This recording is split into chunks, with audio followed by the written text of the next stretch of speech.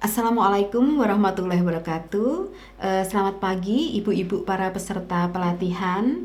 Alhamdulillah pagi ini kita masih bisa bertemu dalam kondisi yang sehat dalam masa pandemi ini untuk sharing bersama tentang teknologi pengeringan bunga telang.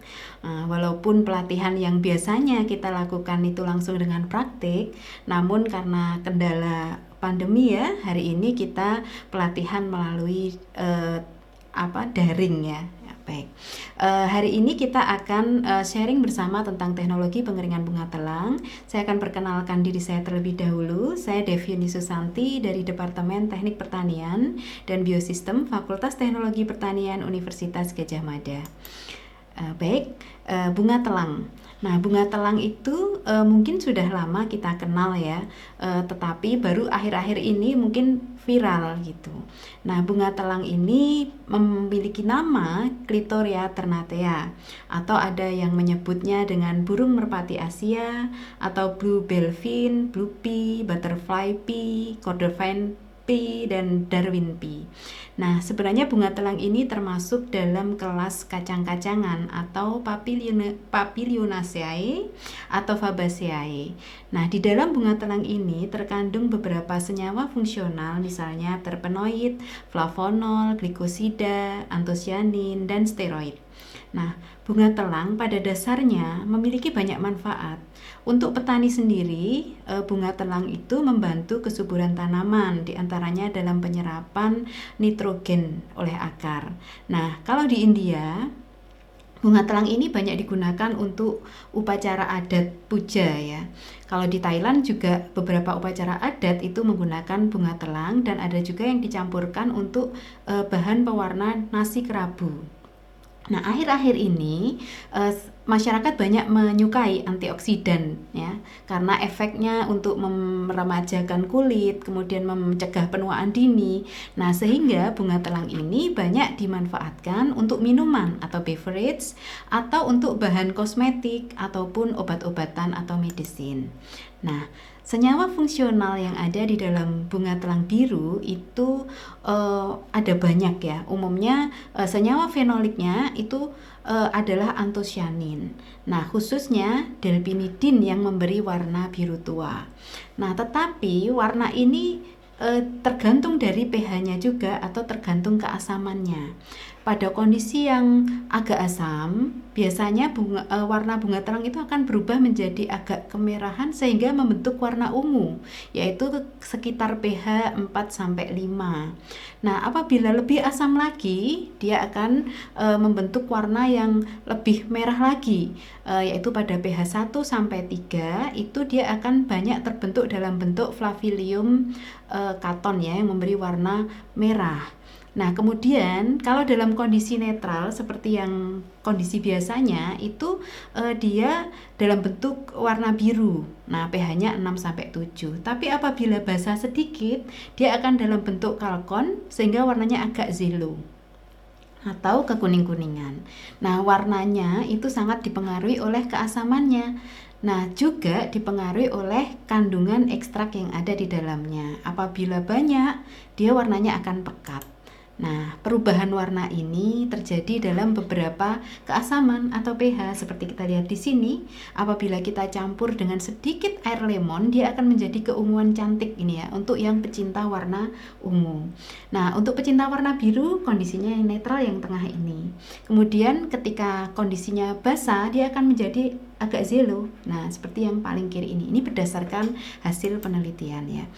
Karena memiliki warna yang berbeda, kalau ditera itu memiliki panjang gelombang maksimum yang berbeda juga ya. Nah, lalu bagaimana kita bisa memanfaatkan bunga telang ini? Nah, kita perlu diversifikasi dari produk bunga telang. Diversifikasi produk yang paling mudah itu adalah dengan membuatnya menjadi bunga telang biru kering ya. Bisa kita jemur biasa ya, pakai tampah, kemudian nanti setelah kering bisa kita kemas pakai botol ataupun pakai karton ya, kertas karton, ataupun pakai plastik stick, kemudian bisa juga ada yang dibuat ekstrak cair, dibuat sirup kemudian dikemas botol, ataupun ada yang dibuat ekstraknya tersebut dipowderkan atau namanya dengan proses enkapsulasi. Namun ini kalau dibahas akan panjang. Maka dalam hari ini kita akan membahas tentang proses pembuatan bunga kering telang biru saja. Nah, adapun proses pembuatannya adalah yang pertama kita sortasi terlebih dahulu. Kemudian kita lanjutkan dengan pencucian atau blanching, lalu pengeringan. Setelah itu penggilingan kalau ingin dijadikan powder dan pengemasan. Nah, untuk sortasi sendiri kita akan pilahkan ya. Bunga telang itu dalam beberapa grade mutu. Mungkin ada yang besar-besar, ada yang kecil gitu ya. Nah, bisa juga ada yang mahkotanya saja atau ada yang mahkota dengan kelopaknya. Tergantung kita ingin menyajikan produk itu dalam bentuk yang seperti apa. Nah, yang perlu diperhatikan di sini adalah jangan menunda-nunda proses sortasi, karena ingat seperti yang kita bahas sebelumnya, bunga ini sangat rentan terhadap keasaman dan kontaminasi senyawa yang ada di sekitarnya. Maka kita harus cepat dalam sortasi ini supaya tidak terjadi kerusakan, sehingga bunga yang kita keringkan nanti itu masih tetap berwarna biru, belum berubah menjadi ungu ataupun menjadi kuning dan sebagainya. Oleh karena itu kita harus cepat sortasinya. Nah, yang kurang baik maupun yang baik bisa kita pilahkan nanti untuk grade A, grade B dan sebagainya.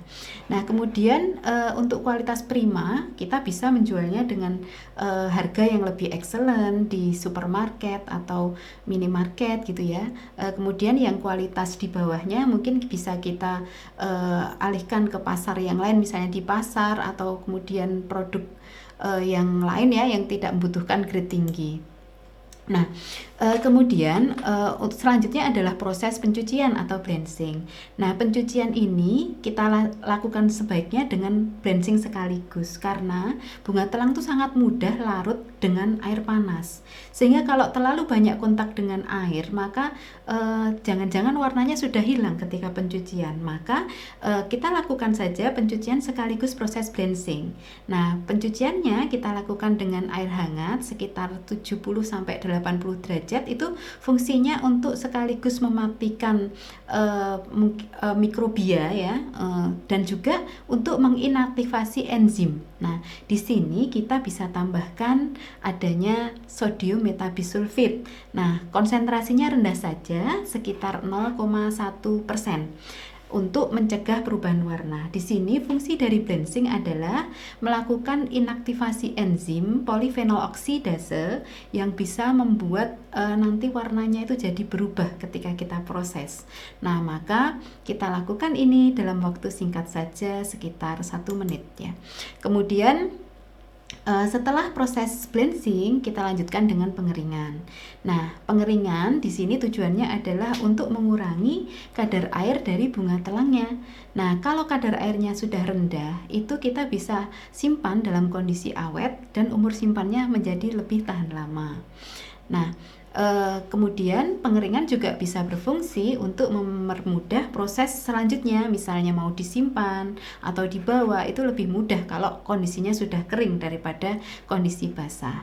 Nah, pengeringan sendiri ada beberapa metode. Yang pertama yaitu dengan sinar matahari langsung sebagaimana sudah banyak kita kenal ya. Kemudian yang kedua dengan menggunakan mesin pengering. Nah, ini untuk mempercepat proses saja. Bisa menggunakan suhu sekitar 60 derajat Celcius atau di bawahnya. Kemudian waktunya itu bisa lebih cepat. Nah, ini saya belum mencoba. Jadi mungkin Bapak dan Ibu ya punya bunga telang banyak ya di kampung halamannya, nanti dicoba saja mungkin dengan sinar matahari berapa lama, kemudian dengan mesin pengering berapa lama. Ini adalah perbedaan hasil ketika kita menggunakan pengeringan dengan sinar matahari dan juga dengan mesin pengering. Nah, adapun mekanisme pengeringan sendiri, nah ini kita akan bercerita tentang bagaimana mekanisme pengeringan itu terjadi di dalam bunga telang. Nah, kita lihat ini adalah lapisan dari bunga telang. Di dalamnya ada komponen-komponen zat warna, ya, yang berwarna biru. Kemudian ada sel-selnya. Nah, kemudian ada airnya juga. Nah, kan masih mengandung air ya. Nah, kemudian ketika kita mensuplai panas, ya ini yang garis warnanya hitam. Nah, ini kita suplai panasnya dari atas ataupun dari bawah. Panas tersebut akan masuk ke dalam bunga telang tersebut. Kemudian panas itu akan mengubah air-air yang ada di dalam bunga telang ini menjadi fase uap, menjadi bentuk uap. Nah, kemudian setelah banyak itu, maka tekanan uap yang ada di dalam itu menjadi tinggi, lebih tinggi daripada di udara di sekitarnya. Nah, terjadilah yang namanya proses perpindahan uap dari dalam bahan keluar atau disebut proses penguapan. Nah, maka kita lihat butiran-butiran yang berwarna oranye ini keluar, ini butiran-butiran uap ya. Nah, setelah keluar, PR kita selanjutnya adalah bagaimana caranya agar mengusir si uap-uap tadi itu tidak berada di dalam udara pengering. Kenapa? Karena kalau dia masih berada di dalam udara pengering, maka tekanan uap di udara pengering menjadi tinggi, maka dari bahan tidak bisa keluar. Nah, ini yang seperti terjadi kalau kita memasak air itu ya. Nah, itu uapnya itu sampai mendorong-dorong tutup panci gitu ya. Nah, kalau tidak kita buka, uapnya akan di situ, maka airnya nggak kering-kering. Tapi begitu kita buka, maka terjadi penguapan yang pindah keluar lingkungan. Nah, ini juga sama ketika kita mungkin memiliki rambut yang basah gitu ya. Rambut basah, kemudian kita beri angin. Nah, angin itu akan membawa uap-uap dari yang diuapkan dari dalam rambut itu ke lingkungan, kemudian dari lingkungan dibuang ke tempat yang lain. Maka rambut kita cepat kering ketika ada angin gitu. Jadi, kalau kita perhatikan tadi, ada dua hal yang dibutuhkan. Yang pertama adalah aliran dari panas yang disuplai ke bahan. Dan yang kedua adalah aliran udara untuk membawa uap-uap air yang berhasil diuapkan tadi keluar jauh dari bahannya. Nah, maka untuk prinsipnya ada dua, yaitu yang pertama, satu aliran udara pengering, dan yang kedua aliran udara panas. Nah, bisa dilakukan alamiah maupun buatan. Nah, saya kira itu dulu untuk yang sesi kita kali ini ya. Nanti kita akan lanjutkan dengan sesi berikutnya. Terima kasih.